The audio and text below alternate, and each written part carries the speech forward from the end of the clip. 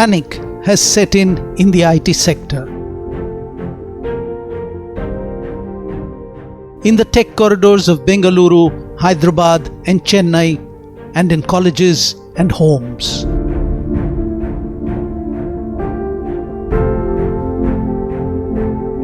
Several large IT companies have recently announced or carried out significant layoffs in 2025.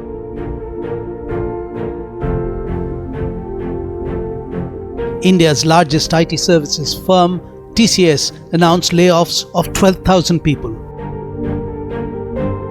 Most of them mid to senior level employees. Microsoft reportedly laid off some 15,000 employees around the globe. IBM fired 8,000.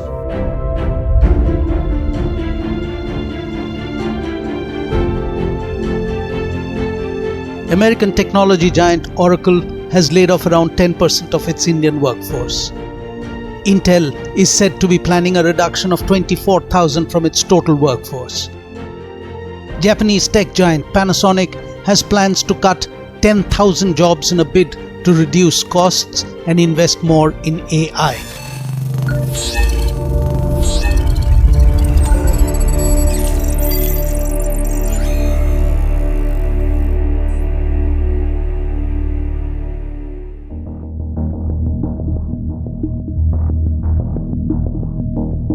The tide of unemployed middle-aged techies seems to be just beginning.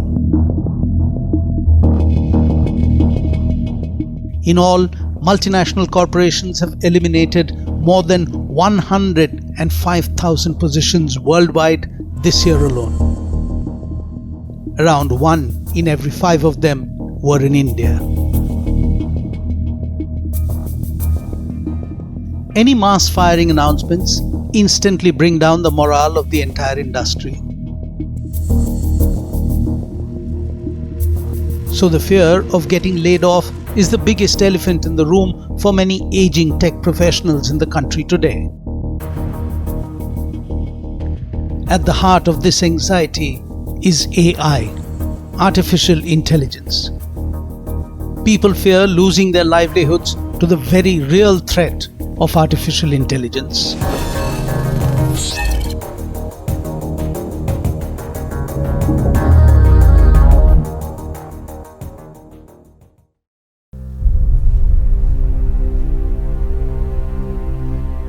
The human cost of fast evolving technology is evident. Like 56-year-old who is no stranger to layoffs. An industry veteran based in Hyderabad, he lost his job in May 2025. Job hunts turned futile and turned to freelance consulting instead.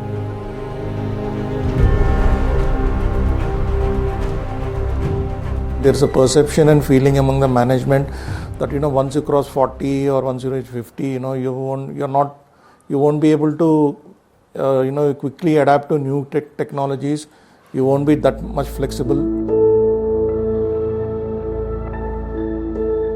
The other factor is also that once you are in the senior level, like if you about 10 plus years experience, or in your 40s or 50s, the pay is more. So that is also one more factor. So basically this 40 plus 40 to 60, 40 to, or 40 to 55 plus age group right now is the most vulnerable in layoffs.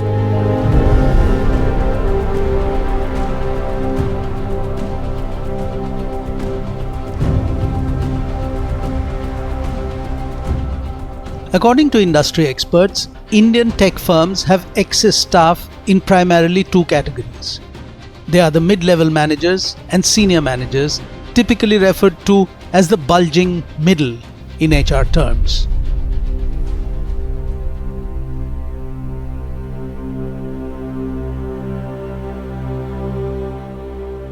Any meltdown or downward trend in the global tech industry could trigger further layoffs in these segments. And this would impact the lifestyle they had become accustomed to, not just in terms of buying the next big car, but also about their familial responsibilities. Most of these people are married, they have families, they have children who are studying in schools. Maybe some of them have children who are studying in colleges. So that worry will be there. Like, what happens if a layoff? How do I manage these expenses? And I think, nowadays, like, education is very expensive. Education is quite expensive, and that factor affects them a lot mentally also. And also, once you cross 40, 50, once you cross 50 at least, you start getting all kind of health issues. And again, in India right now, unless you have medical insurance, healthcare itself is quite expensive. I mean, this is where it is particularly vulnerable. This age group is particularly very vulnerable to the layoffs currently.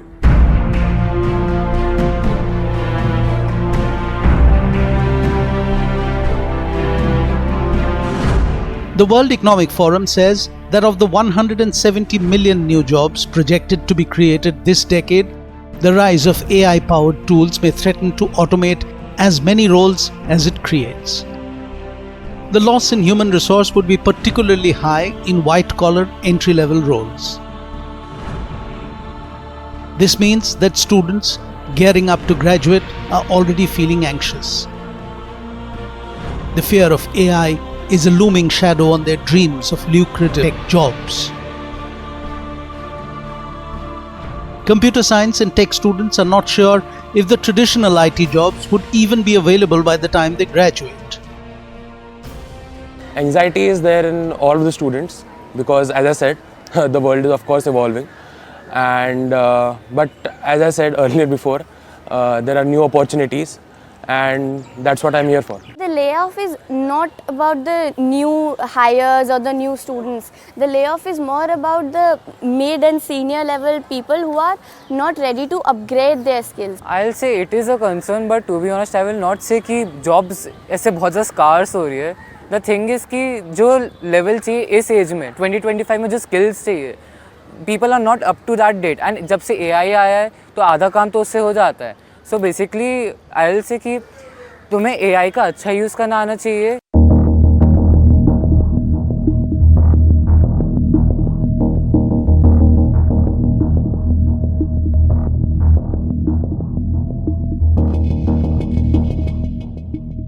The fear of technological advancements eating away jobs is not a new phenomenon.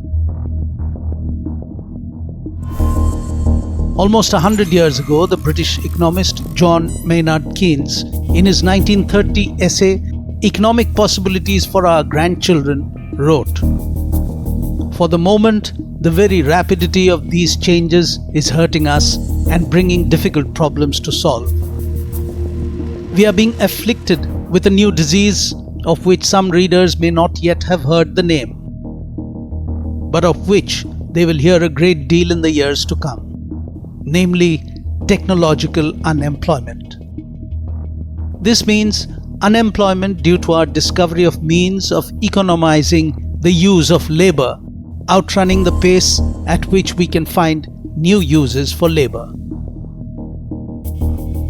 Globally, the hiring boom in the IT industry appears to have fizzled out.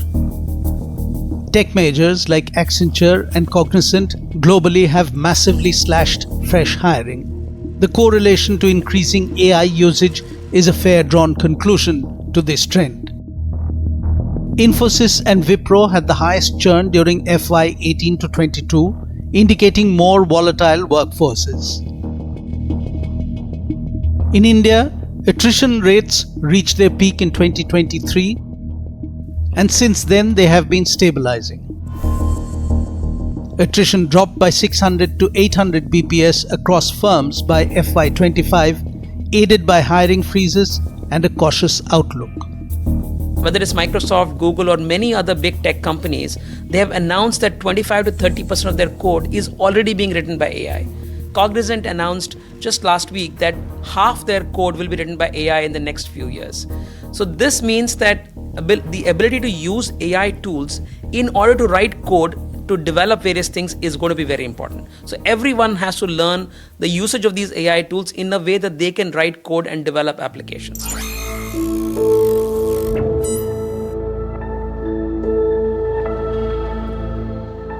In terms of technology advancement, the premise is that AI has the potential of creating jobs, but globally, optimism on that front seems to be in short supply. There are surveys that reveal that about 40% of respondents globally believe AI will generate more employment, highlighting the gap between expectations of job loss and job creation.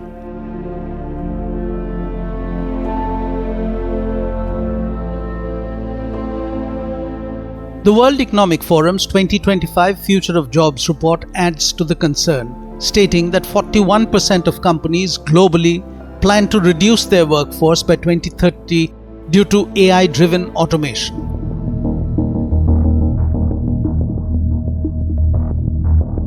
This reinforces the notion that businesses will need fewer human employees as AI advances.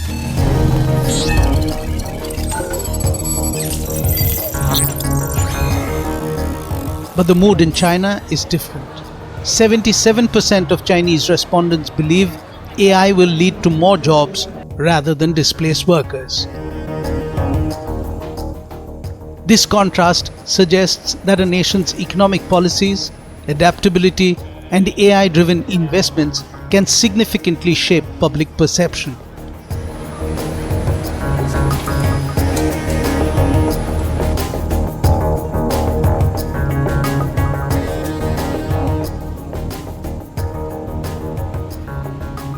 The World Economic Forum's 2025 Future of Jobs report also provides a silver lining to the otherwise negative mood.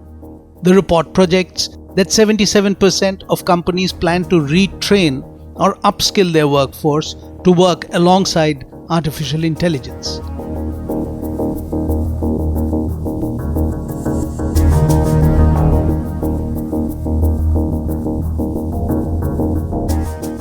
This suggests that internationally businesses have recognized the need to balance human intelligence with that of the artificial kind.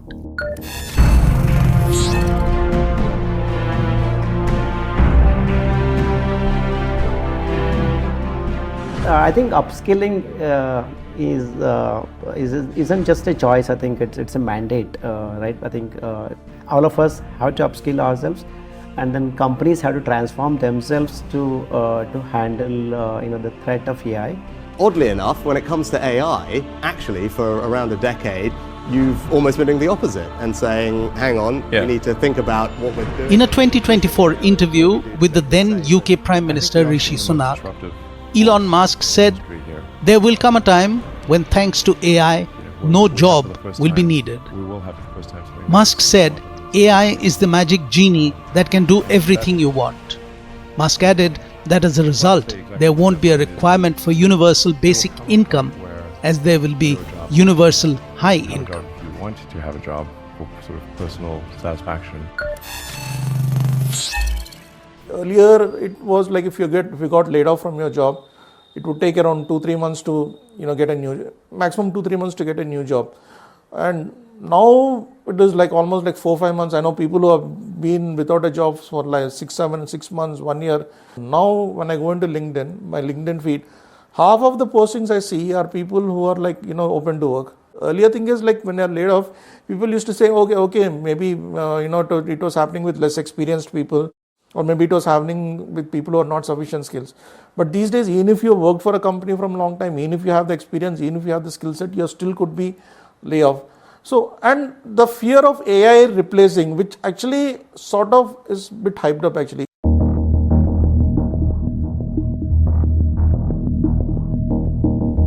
According to LinkedIn's Work Change report, there is a churn in the tech workforce, with 70% of the workforce feeling overwhelmed by how quickly their jobs are changing. The report shows that 10% of job titles did not exist at the beginning of this century.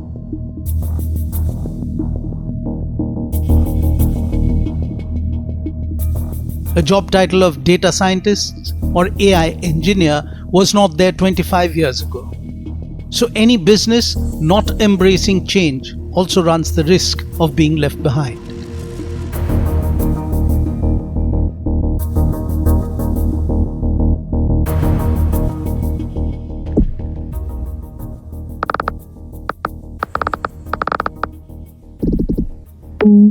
Since the advent of generative AI such as ChatGPT, things may have changed drastically for the tech industry.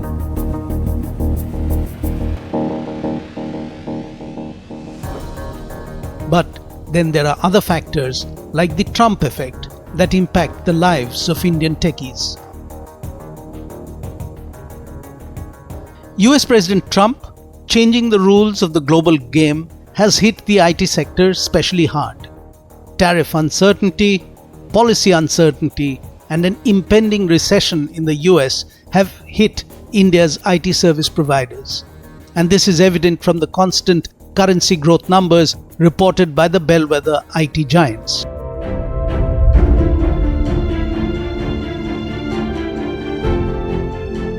From huge gains in FY23, they have slipped to the low single digits in growth. Wipro has even slipped into the red in the past 2 fiscals. TCS, Infosys and Wipro's revenue growth peaked in FY22 due to digital transformation in the COVID era. A few years later, this growth dropped sharply. Projects got delayed, clients deferred spending on orders, and Gen AI-led uncertainty narrowed the top line.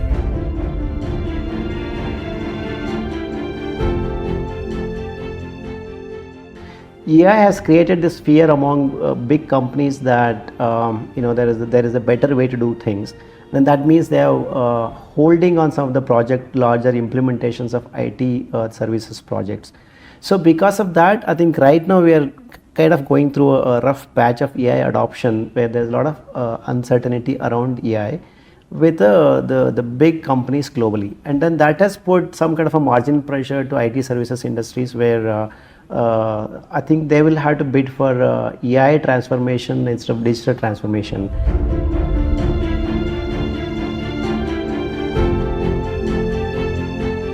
When COVID hit the world in 2020 and lockdowns were enforced, IT firms, like others, sent their employees home packing. Operational costs came down suddenly as offices were empty.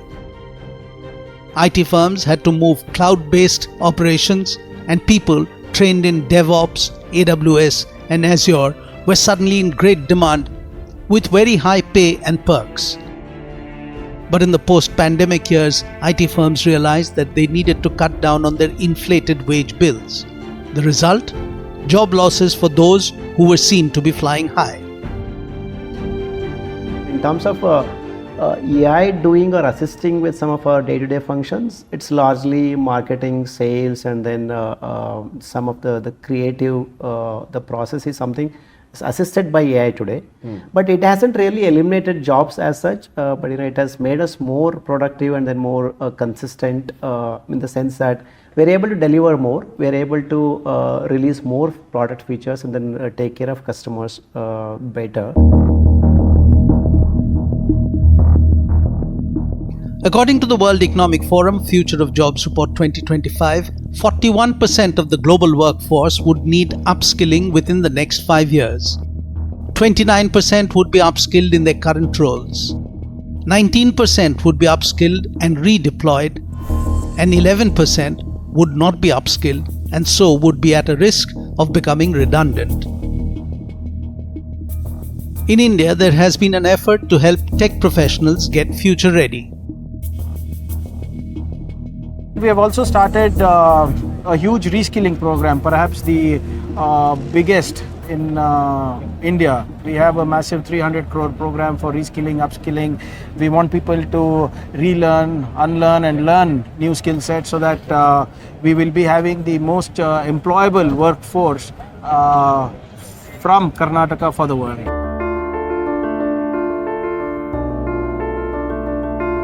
Making hay during this period of uncertainty are firms that upskill professionals.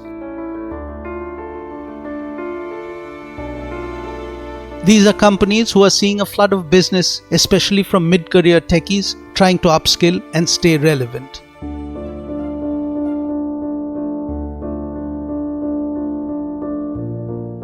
Over the years, we have made sure that the Indian talent is matching up to the industry needs. Whether it is programs in schools, colleges, or in organizations, NASSCOM has been developing ideas and running programs which help companies, individuals get better and be more relevant.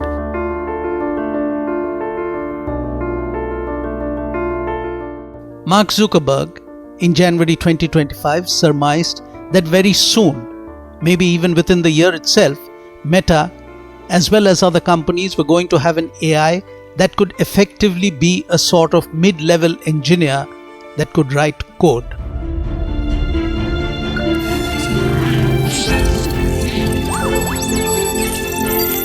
This would eventually reduce the need for humans to do the work. Very soon afterwards, Meta announced plans to shrink its workforce by 5%.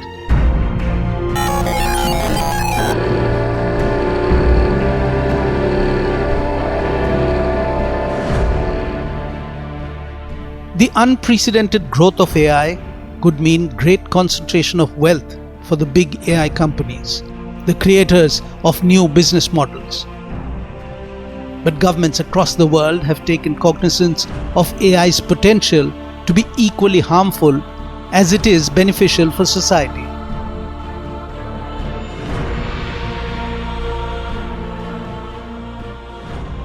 Efforts are on to ensure that AI is leveraged to boost economic growth while not being detrimental to it. Therein lies the power of intelligence, on how to keep in check and reap the benefits of its artificial avatar.